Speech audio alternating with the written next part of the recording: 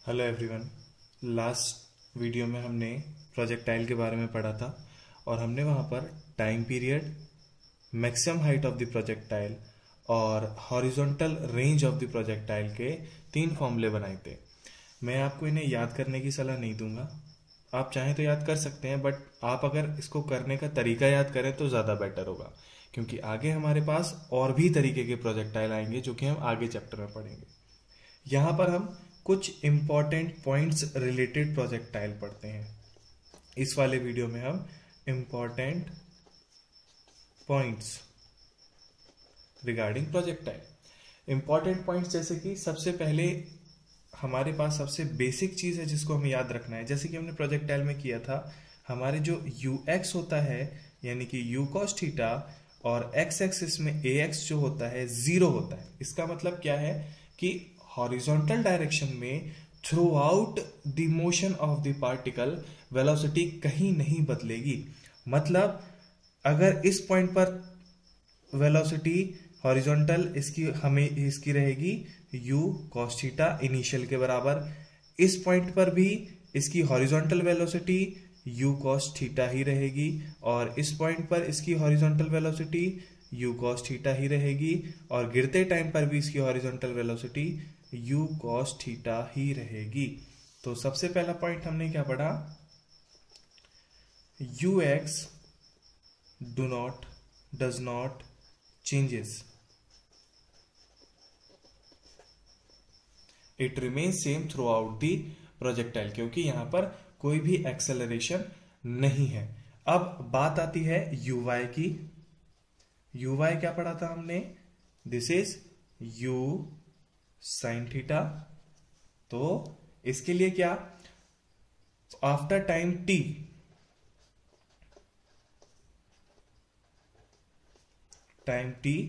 uy value हो जाएगी हमारी vy, we should write here vy because uy is the initial, vy would be uy minus gt and uy was u sin theta minus gt। तो vy हो जाएगा हमारा u sin theta minus gt। इसका मतलब क्या हुआ कि कुछ टाइम t बाद, सपोज करते हैं टाइम t बाद पार्टिकल हमारा यहां आ गया, तो उसके पास हॉरिजॉन्टल वेलोसिटी तो रहेगी u cos थीटा और उसकी वर्टिकल वेलोसिटी vy हो जाएगी, जो कि हो जाएगी हमारी u sin theta minus gt। अगर हमसे इस दौरान टोटल नेट वेलोसिटी पूछी जाए after T time, what would be the velocity, तो ये वेलोसिटी हो जाएगी हमारी अंडर रूट यू स्क्वायर, इन दोनों को हम वेक्टर प्रोडक्ट निकाल देंगे। जब दोनों का वेक्टर प्रोडक्ट निकालेंगे तो आएगा you square plus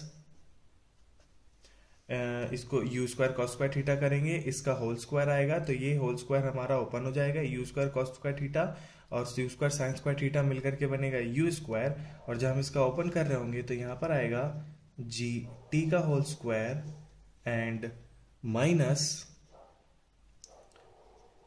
2u G T sine theta, 2u G T sine theta. Okay, ये हो गई हमारी आफ्टर टाइम t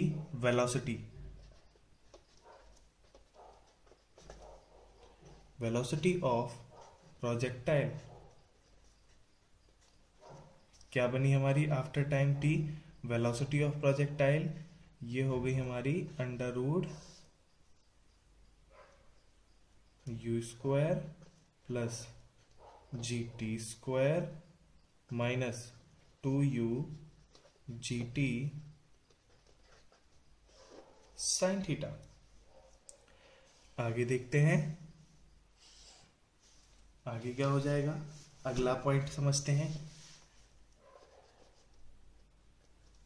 जैसे कि हमने देख लिया यहाँ पर u cos थीटा हमारा नहीं बदल रहा है, तो एट मैक्सिमम हाइट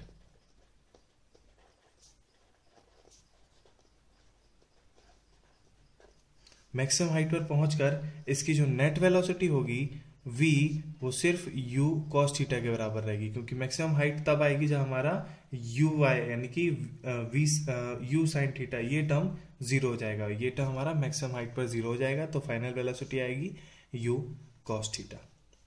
और मैक्सिमम हाइट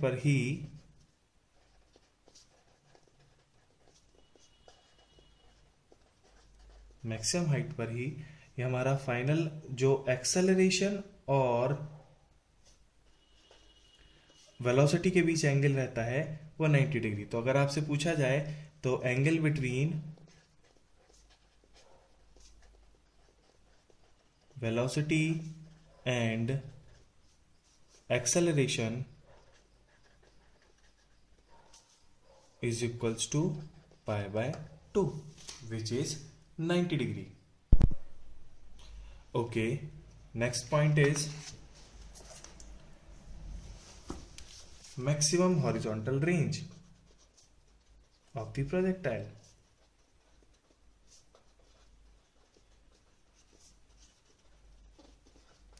जैसे कि हमने पढ़ रखा है, हॉरिजॉन्टल रेंज का फॉर्मूला बनाया था हमने u² sin 2θ/g।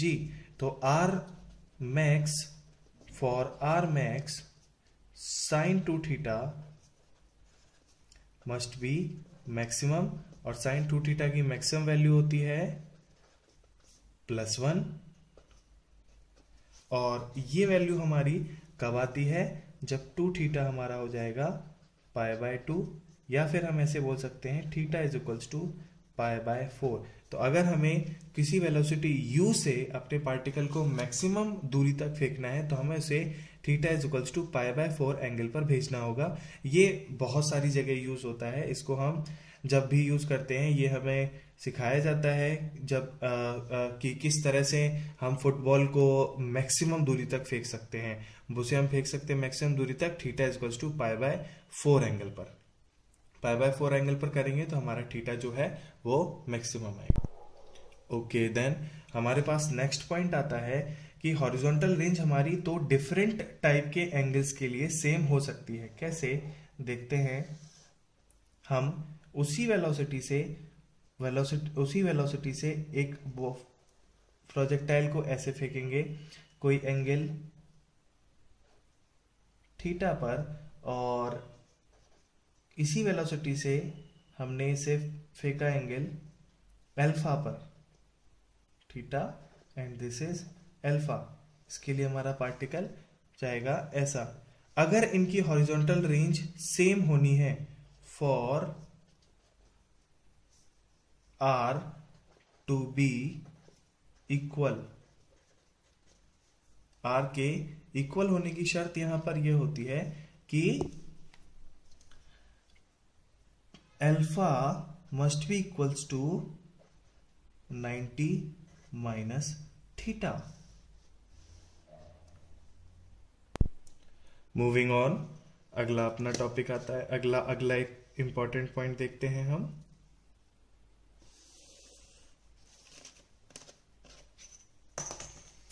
अगला इंपॉर्टेंट पॉइंट होना चाहिए हमारा कुछ इस तरह से।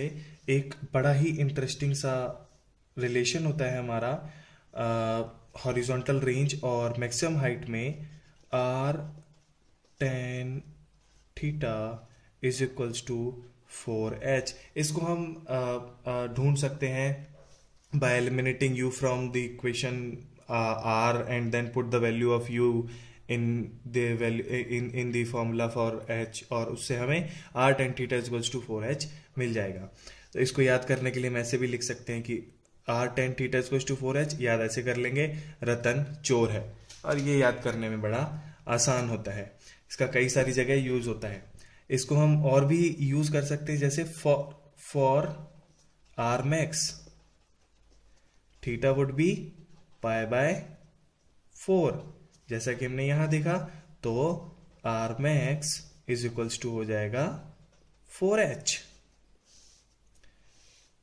r max would be equals to 4h because tan π/4 equals to 1। अगला हमारे पास एक और इम्पॉर्टेंट पॉइंट होता है जो यूज होता है कई जगह। ये जब वहाँ यूज होता है, जैसे कि मान लिया हमने एक वॉल है, उसको पार कराना है, जैसे कि एक वॉल के थ्रू एक बॉल को पार कराना है और जस्ट इसको टच करते हुए जाए। कैसे? कुछ इस तरह का प्रोजेक्टाइल बनेगा।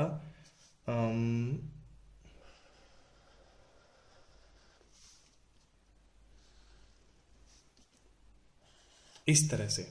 तो हमने इसको u वेलोसिटी से फेंका, मेकिंग एन एंगल थीटा। अगर ये वॉल इनिशियल और एंड पॉइंट के साथ अल्फा और बीटा एंगल बनाता है, तो इसका रिलेशन निकल के आता है हमारे पास tan theta is equals to tan alpha plus tan beta. एक और रिलेशन हम देख सकते हैं कि कौन सा वाला, r और t में। कैसे? इसको भी हम u को एलिमिनेट करके निकाल सकते हैं। ये होगा हमारा 2r tan theta is equals to gt square. Moving on, एक और पॉइंट, जैसे कि अभी हमने देखा थोड़ी देर पहले कि अगर दो डिफरेंट एंगल्स के लिए हमारा प्रोजेक्ट हॉरिजॉन्टल रेंज सेम आती है, सपोज करते हैं इन दो डिफरेंट प्रोजेक्शन में, फिर से बना लेते हैं हम, ये हमारे दो डिफरेंट प्रोजेक्शन रहे, एंगल ऑफ प्रोजेक्शन दो डिफरेंट रहे और उनके लिए हॉरिजॉन्टल रेंज सेम है। अगर इसमें टाइम लगा, टाइम ऑफ फ्लाइट t1 और इसका टाइम ऑफ फ्लाइट t2 था, तब जो हॉरिजॉन्टल रेंज आएगी in terms of time of flight t1 and t2, horizontal range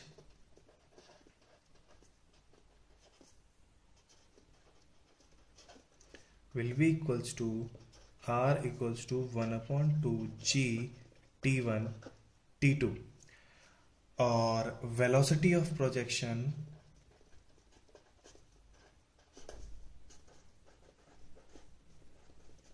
मतलब जिस वेलोसिटी से इनिशियली हमने उसको फेंका था, ये हो जाएगी u equals to half G t1 square plus t2 square की पावर 1/2, मतलब ये अंडर रूट में। और एक और इसके लिए इंपॉर्टेंट पॉइंट है, यहाँ पर अगर दोनों डिफरेंट प्रोजेक्टाइल की मैक्सिमम हाइट h1 और इसकी मैक्सिमम हाइट h2 रही है, तो रेंज का h1 और h2 के टर्म्स में रिलेशन आ जाएगा हॉरिजॉन्टल रेंज